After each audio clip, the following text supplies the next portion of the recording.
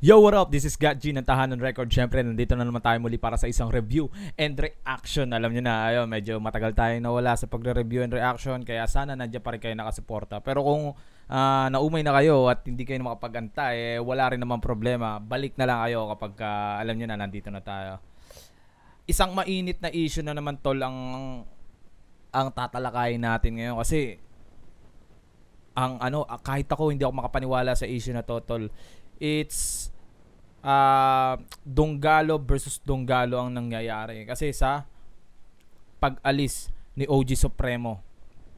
Pag-alis ni OG Supremo sa Donggalo nang dahil siguro lang nang dahil kay Crucito. Yun yung pinaka nakikita kong dahilan. Umalis si OG Supremo dahil kay Crucito. Parang ganon. So, ayun. Maganda tuloy. Naglabasan ng mga naglabasan sila ng mga kanta, verse. Yun yung tatalakayin natin sa labanan nilang dalawa or sa distrakan nilang dalawa. Parang ganun. Kasi para sa akin nag-umpisa na yung round 1. Kasi dito nga sa cheat code na inilabas ni kanino ba to? Kay Classic Love to, alam ko eh. Ayun, kay Classic Love. Shoutout kay Kuya Jet. Isa si Classic Love sa mga inabangan ko noon sa SoundClick ko siya narinig, una ko narinig, kasama niya ata si Bugoy na Koy Koy nun or si Delo. Basta may isa silang kantay love song. Ayun, doon ko narinig si Classic Love. Ayun, yung cheat code na inilabas ni Classic Love na kasama si Crucito Uno, na may verse dito si Crucito na tinamaan si OG Supremo. Kaya ngayon, sumagot si Supremo ng warning. Ayan, and then, di pa yata ulit sumasagot sa warning si Crucito, and then naglabas ngayon ng diss track etong si OG Crucito Uno. Ayun, officially na umalis na sa Donggalo umalis sa Donggalo si OG Supremo base to mga kapatid no. Base to mga tol sa base to dun sa post ni OG Supremo na official na siyang maalis, and then after ilang araw siguro or mga mga 2 days siguro o 1 day nung inilabas yung Piging music video ni Smaglas, is nandun si OG Supremo, and then naglabas ng picture si OG Supremo na kasama yung mga 187 mob, and then naging issue rin is yung comment ni Kuya Joti. Ayan, alam niyo naman yung comment ni Kuya Joti na ang comment ni Kuya Joti dun is seryoso pre. Ganon yung pinaka-comment niya, seryoso pre, na naging issue sa at naging issue dun sa naging issue dun sa buong hip hop scene, di ba? Na seryoso pre, na parang sinasabi ni Kuya Jo na seryoso pre, umalis ka sa Donggalo tapos sumama ka sa mga 187 na alam naman natin na dati nilang hanggang ngayon kaalitan pa rin nila, di ba? Yun yung pinaka tinatanong ni Kuya Jo kung seryoso pre, parang ganon. And then ayun, sa sobrang init ng talakayan nila, nakapaglabas itong si OG Supremo. Alam ko si OG Supremo to ng demand letter. Ayan, ang title, demand letter. So ang inilabas niyang alter ego dito is hindi niya na ginamit yung Rapin Lapa. Siguro na yun siguro sa loob lang ng Donggalo pwedeng gamitin yung Rapin Lapa, yung mga AKA nila doon, na alter ego nila doon. Ang ginamit niya dito ay acetylene. Alam ko gamot yata yun or gamot sa sugat, acetylene. Ano ba yung acetylene para sa inyo? Ano ba yun? Nakalimutan ko na pero alam ko ginagamit ko yun nung nung bata pa, pinagagamit ni mama yata, or alam ko parang gamot sa sugat yun acetylene. Yun hindi ko lang maalala. Parang ganun. So yun. Then featuring Quintinic. Wala akong idea kung sino si Quintinic. So ayun.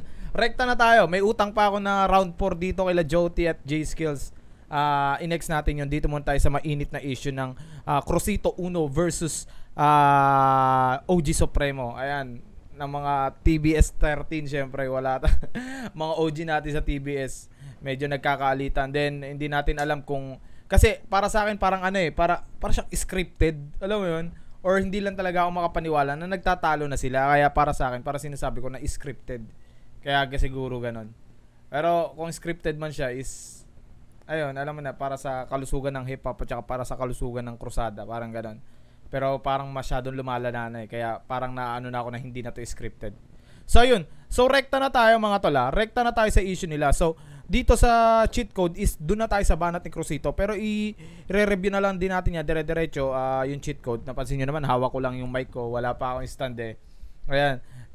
Naglipat kasi ako. So ayun.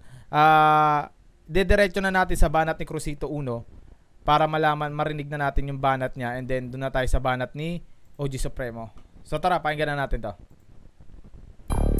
Sundalo muna to bago naging general. Walang cheat code. Manalo, matalo, tuloy lang sa sugal. Ang tunay na OG ay mga low-key, hindi yung control C ng forma sa movie. Ayun, ito sinasabi dito ni Crucito 1. Ang tunay na OG ay yung mga low-key. Hindi ko alam kung tinutukoy niya na si OG Supremo kasi OG Supremo na yung pangalan ni OG Supremo, di ba? Kaya parang sinasabi niya, ang tunay na OG ay yung mga low-key. Hindi yung nagko-control C lang sa mga movie. Parang copy-paste lang sa mga movie na napapanood nyo na gangsteran. Parang kinopy-paste mo lang yung image mo as a gangster, as a OG. Diba? Kinopy-paste mo lang yung pagka-OG mo sa movie. Parang ganyan sinasabi niya. Mahilig mambuli, magulang sa pussy. Props sa MV. Mahilig mambuli, magulang sa pussy. Lagi pinagtatalunan ng pussy eh, no? Bakit? Nausi, saan ako nakatayo, wala tong halong daya. Hindi nagmadali, bagkusay nagparaya. Kung saan ako nakatayo, wala tong halong daya. Hindi nagmadali, bagkusay nagparaya. Parang nagbigay way pa siya, no? Alam mo yun, parang kumalma lang siya para, kalmado lang ako, hinayaan kita. Kalmado lang ako, hinayaan kita. Wala akong shit na agawin sa'yo kung ano yung nasa'yo. Basta ako kalmado lang. Dahan-dahan lang yung proseso ko. Kasama to sa plano, masuting inasikaso. Talento ko yung blueprint, wala tong buliyaso. Ito ang paborito. Talagang parang sa akin, mas ni bitawan kasi ni Crucito eh. Tawag dito, mas napapanahon.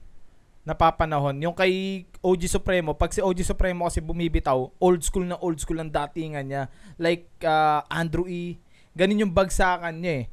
Si Crucito 1 naman, parang sumasabay siya sa panahon ngayon, di ba? Pero I don't know kung mas matanda si OG Supremo kaysa kay Crucito. Pero alam ko, palagay ko lang mas matanda si OG Supremo. Kaya ganun siguro yung nagiging nila na hindi na nila binago. Parang ganun. Itong parte ng istorya, yung nagdodomina yung dating minorya. Itong gusto kong parte ng istorya na nagdomina ang dating minorya. Kumbaga no? Parang na siya eh. Sabi niya dito, parang inantay niya na ito na yung part na panahon na gaganti na ako yung dating yung inaapi. Parang ganun. Di ko alam kung may meaning tong kay Crucito na to no? Ganyan ang bida, hindi makaporma. Ginugulpi muna sa unang eksena. What you gonna do when they push you? Ganyan ang bida, hindi makaporma. Ginugulpi muna sa unang eksena. Against the wall, bounce back agad. Wala ka ng oras pag makol. Stay true to the game, sumunod ka sa street code. Kahit ma-beast mode, huwag kang gagamit ng cheat code. Ayun, yung verse ni Crucito doon na yun yung nag-trigger. Para sa akin, yun yung nag-trigger para sumagot si OG Supremo. Para sumagot siya ng warning. Parang winarningan niya si Crucito. Ganon. So, overall ng verse ni Crucito, parang parang siya may pinatatamaan eh. Siguro nga, hindi natin masabi na pinatatamaan niya si OG Supremo kasi hindi naman nakadirekta. Pero, andun yung tema na may tinitira siya. Parang ganon. Parang may pinaparinggan siya, pinapasaringan niya. Hindi pa direktahan nga lang. So, ayun, dito tayo kay OG Supremo. Sumagot ngayon si OG Supremo na verse lang din na sinamahan ni Amigo at saka ni anak ni Bakuko, ni A and B. So, ayun, painggan lang natin. Papahinga ko lang din dito is yung banat ni Supremo, which is una naman siya. Hanggang doon lang tayo kay Supremo para marinig lang natin yung sagot na warning dun sa verse ni Crucito 1. Okay, tara. Supremo.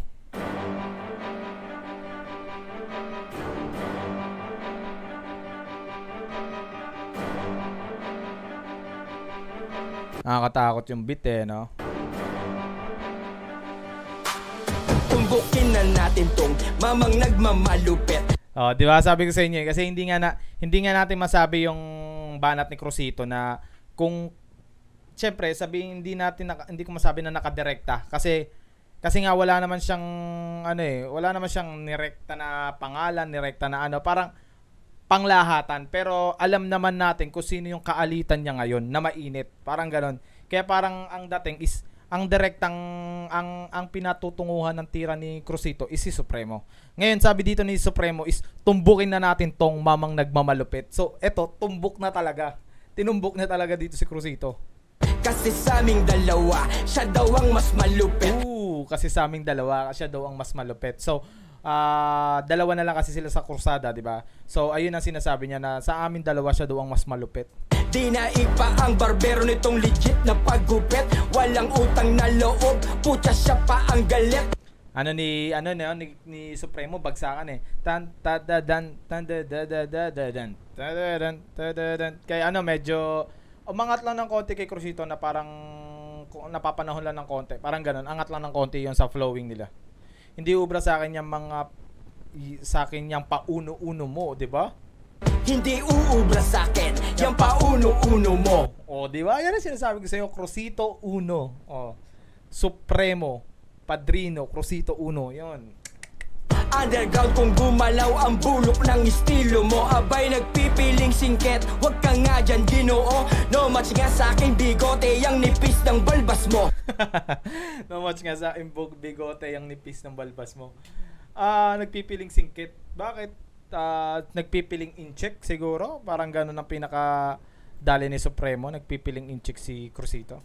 Hindi bagay sa real OG, wala kang titulo, wala kang napatunayan, di nasangkot sa gulo. Yan ang sinasabi ko mga tol. Sa lahat ng OG, shoutout sa lahat ng OG syempre. This is Gat G, OG Payat, aka OG Payat ng Brown Pride Crib. Ayan, shoutout sa lahat ng Brown Pride Crib Cavite, Brown Pride Crib Marinduque, at syempre sa motherhood namin sa Marinduque.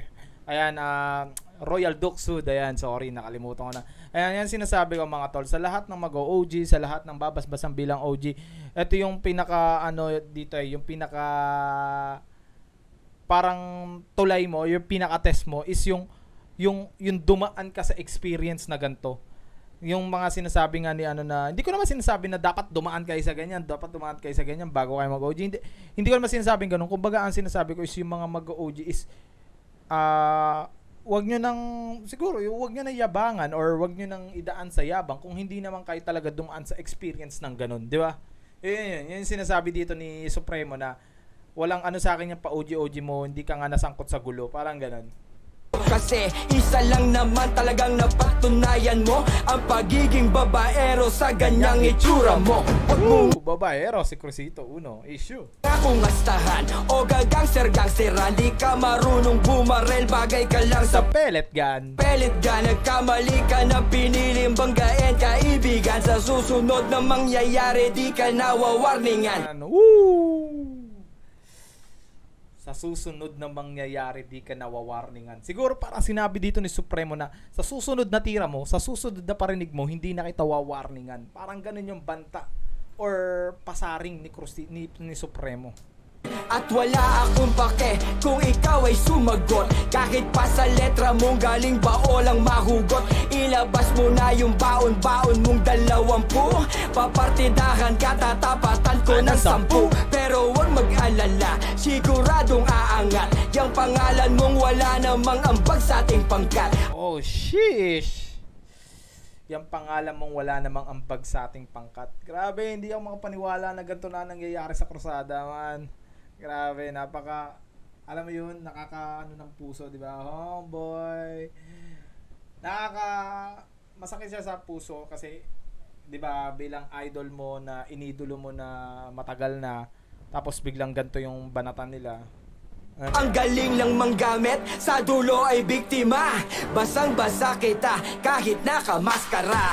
Kung ayaw mo, edi mas ayaw ko. Old school yung nila, chorus nila. Kung bad trip ka, edi mas bad trip ako. Kung bully ka, edi mas bully ako. Ngarat sa paa mo hanggang sa ulo. Kung ayaw mo, edi mas ayaw ko. Kung bad trip ka, edi mas bad trip ako. Kung bully ka, edi mas bully ako. Ngarat sa paa mo hanggang sa ulo.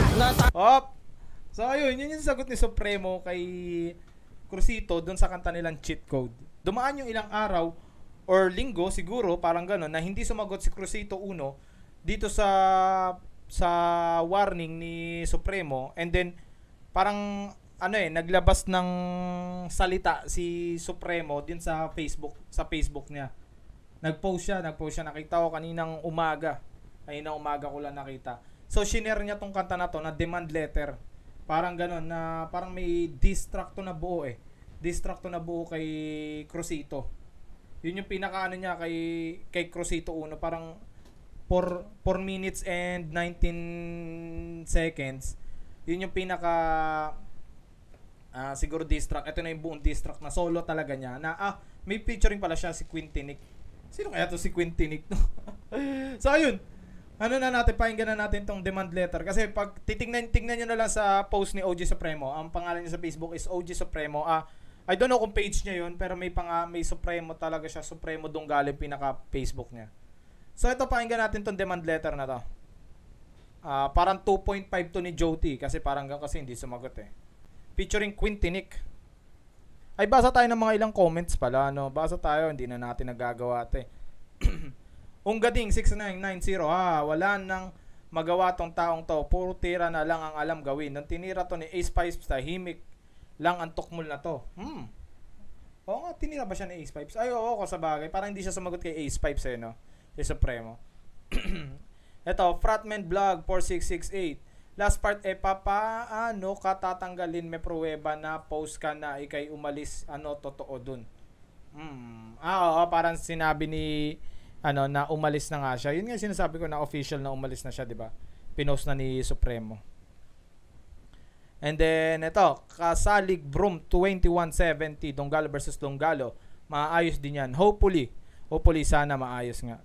Lebron King James 8293. Pinapalaki lang to ng mga bumubulong kay OG Supremo. Pero kung tutuusin, pwede to ayusin na may maaayos pa. Kuya Drew at Ate Mai nasa gitna. Pwede nyo pag-usapan yan, isang chat lang. Open forum kayo, OG Supremo at Crucito. Uno, tapos nandun si Kuya Drew at Ate Mai.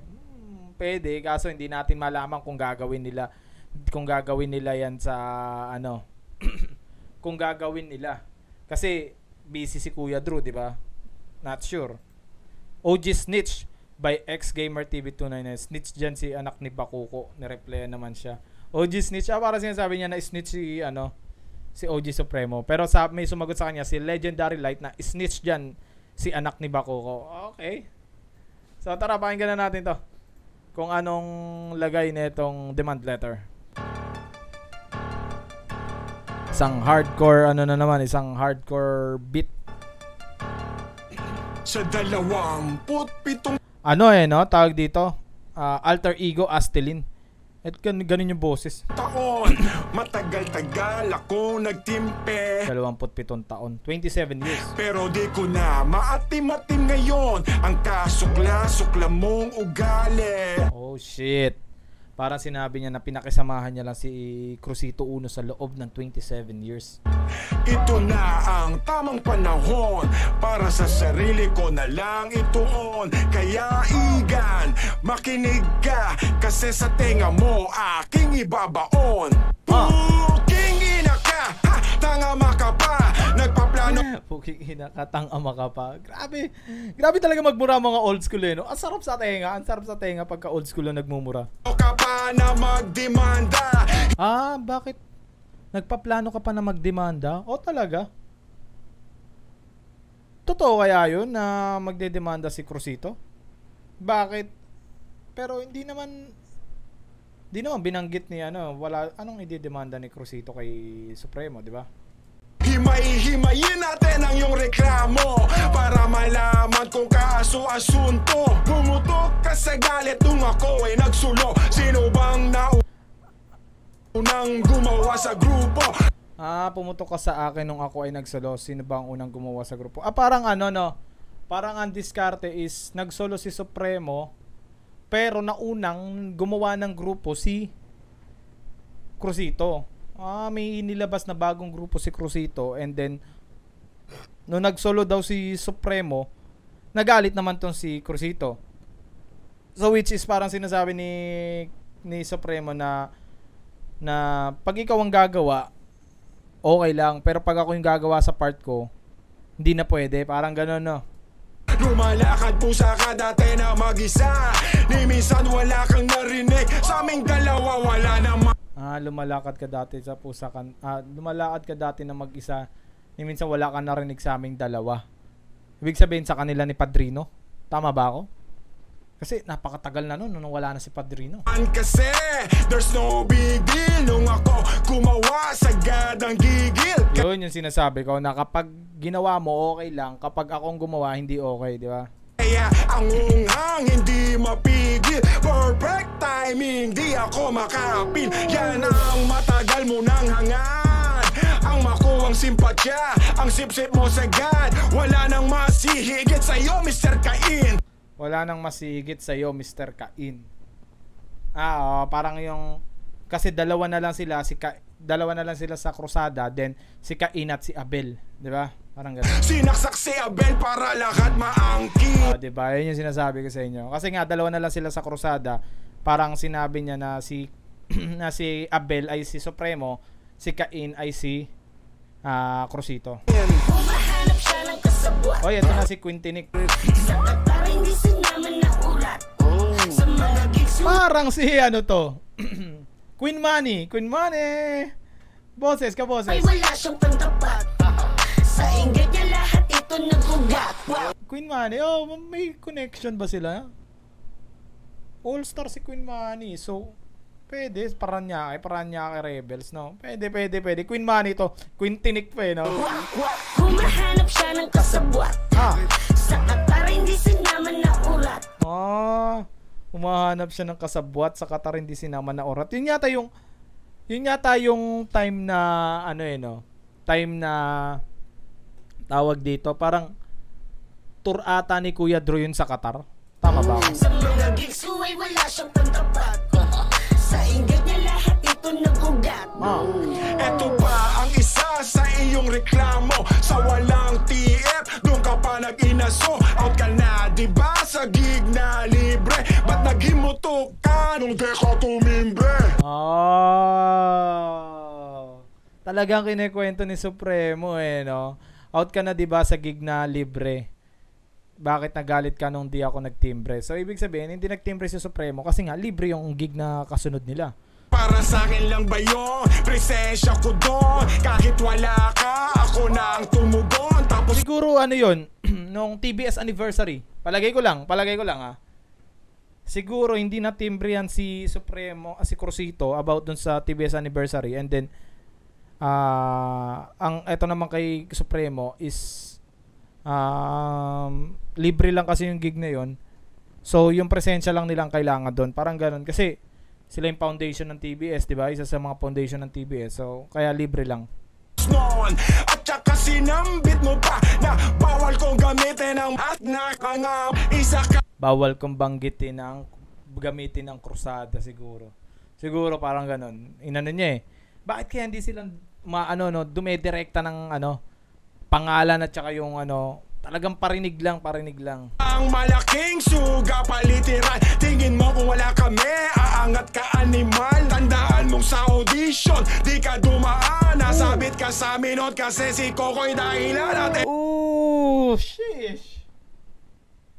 Hindi nag-audition si Crucito dahil na pasama lang siya sa kursada, kasi yun din talaga pagkakalam ko, ang talagang ang pinakaano lang talaga is ang magkagrupo, yun nga, di ba, na ewan ko napapanood niyo yung may reels na gumagawa ng na kwento ng buhay ng mga rap group, ganon, na si Crucito nasa ibang siya, then si Padrino, and then si Supremo talagang magkasama, and then sinama lang siya ni Kuya Drew, kasi ganon ang ginagawa ni Kuya Drew yung nagbubuo siya ng grupo na base sa kanila. Then si Crucito yung nag-isip ng Crusade. Si Crucito yata yung nagsabi ng Crusade yung pangalan.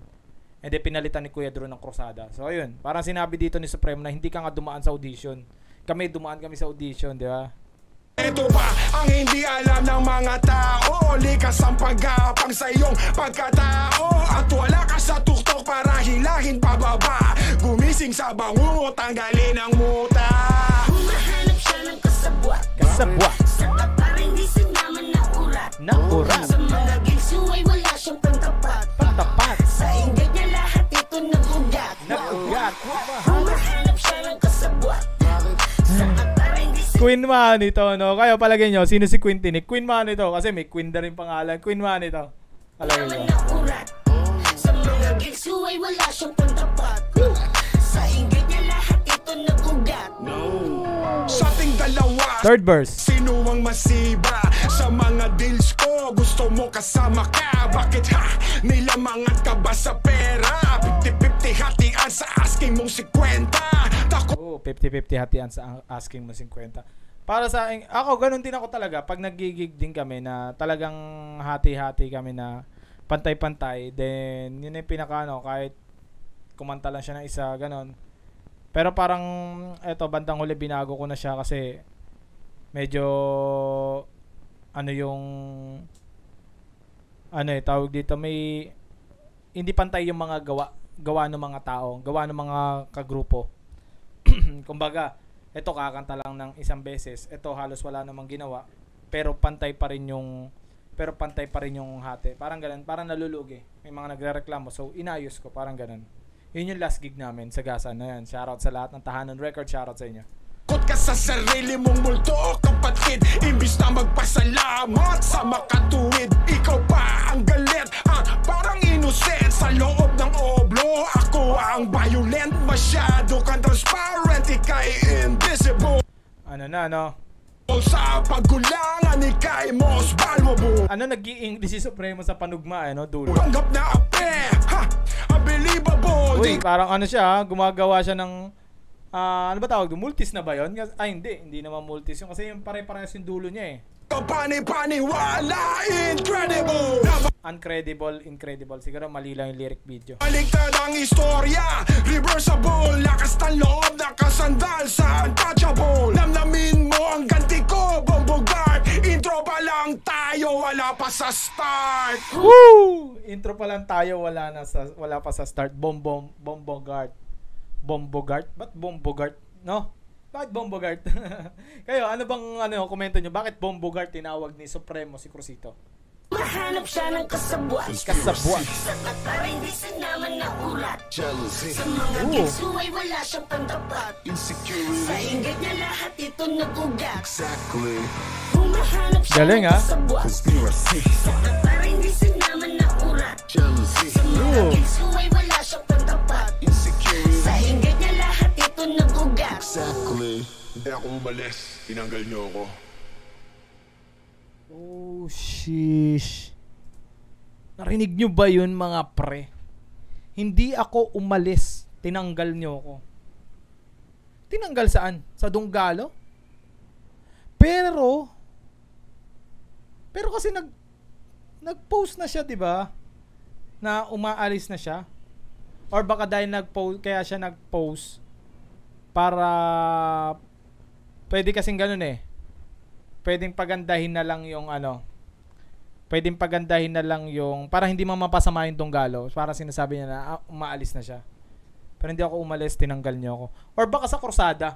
Pero bakit sa Krusada lamang sila si Padrino at si Supremo? Hindi, kaso sa palagay ko mas na sila, parang hinati na nila kasi yung Krusada eh.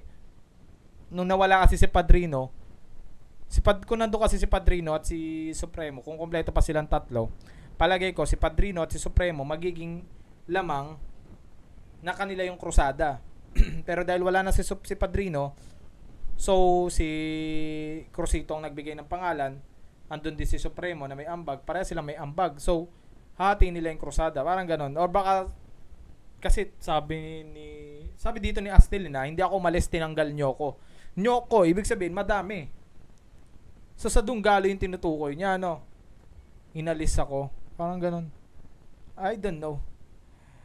Ayun, so overall ng demand letter, isang quick review at saka ikinuwento dito ni Astelin kung ano ba talaga yung nangyari at kung saan yung pinag-ugatan. So makakarinig kaya tayo ng sagot kay Crucito? Kung ano ba yung, kasi ito, narinig na natin yung side ni Astelin, kung ano yung pinagmulan ng galit at ng hinanakit or ng alitan nila ni Crucito. So makakarinig tayo kaya kay Crucito na ewan natin kung mag-alter ego din, di ba? Sana makarinig tayo. Ayun. So, round 1, cheat code versus warning. And then round 2, dapat pala pinagdikit ko na to no? Round 2, demand letter kasi 2.5 parang 2.5 demand letter versus ito na yung pinaka round 2 nila Hintayin natin kung sasagot si Crucito dito. Sana sumagot. Ayan. Kasi kung hindi sasagot si Crucito, parang di ba? Parang hindi natin malalaman kung ano naman yung side ni Crucito, di ba? Ang hirap kasi tumantya ng mga side nila kasi hindi naman natin alam yung tunay na kwento. So, eto na, hindi naman natin pwedeng sabihin na eto na yung pinakatunay na kwento. Diba? Eto na yung pinakatunay. Hindi pwedeng natin sabihin nyo kasi one-sided lang tayo. Pero kung antayin natin maglabas si Crucito, sana maglabas. Sana maglabas din para maganda istorya na round 2. Ayan. So syempre ayan, maraming salamat sa Ghetto Gospel Clothing, Get Music Productions, Marinduque Mobsters, Tahanan Records, Urbanista Clothing, Yalip Tattoo Man, Bogchi Pare, Dreamtown Clothing, Street King Clothing, Capitolio, Game Day, Paring Boy Resto, 2 4 12 Food Hub, True Brown Style. Ayan, sa lahat ng mga True Brown Style dyan sa Marinduque, Royal Dukes Hood, Santa Cruz Trus, Salvaria Hood at saka Brown Pride Crib. Ayan, sa Brown Pride Crib ng Cavite, ayan, mabuhay kayong lahat. Shoutout sa inyo. Ayun, this is God G, OG pa aka OG Payat, shoutout sa inyo. Meron kaming ilalabas na bagong all-star ng Yalip all-star. Ayan, abangan nyo kay Jay Willa, anak ni Chemical Ali. Ayan, abangan nyo kay Jay William. Ayan, may ilalabas kaming all-star ng Yalip, silipin nyo yan. Maraming salamat. Now peace, I'm out.